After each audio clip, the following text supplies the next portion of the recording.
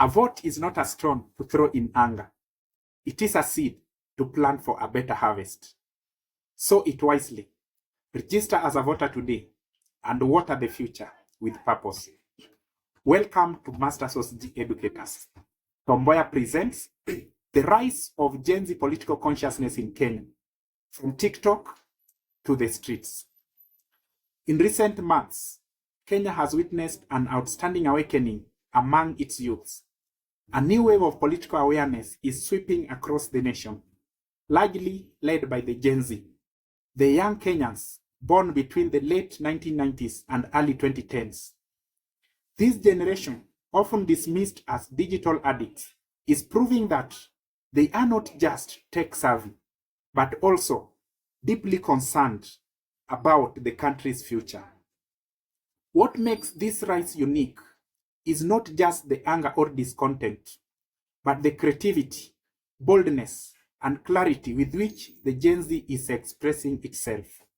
From TikTok videos that mimic corrupt politicians to X-Space live conversation demanding accountability, young Kenyans are reclaiming their voice in ways that traditional political spaces have long denied them.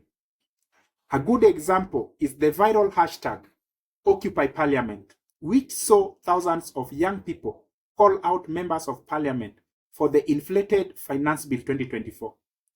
Through TikTok explainers, Twitter, now X threads, and viral memes, the Gen Z managed to turn what was once a boring legislative issue into a nationwide conversation. Their creativity didn't stop online. Protesters took to the streets, not just with placards, but with powerful slogans, performance art, and spoken word. This generation understands that power responds to pressure, and they are applying it. In places like Nairobi, Kisumu, and Mombasa, the youth-led protests became more organized, peaceful, and impactful. Unlike the past, where youth participation was largely manipulated by political brokers, Gen Z is charting its own path. They are questioning the status quo, demanding transparency, and calling for leadership that truly serves the people. But while online activism is powerful, there is a growing realization among the Gen Z that real change also requires institutional engagement. This has ignited a fresh call to action, Identity Yetu, uniting more than 10 million young people for change. The youth are pushing a get your ID, get your voter's card. Your voice is your vote. This has been an intentional narrative.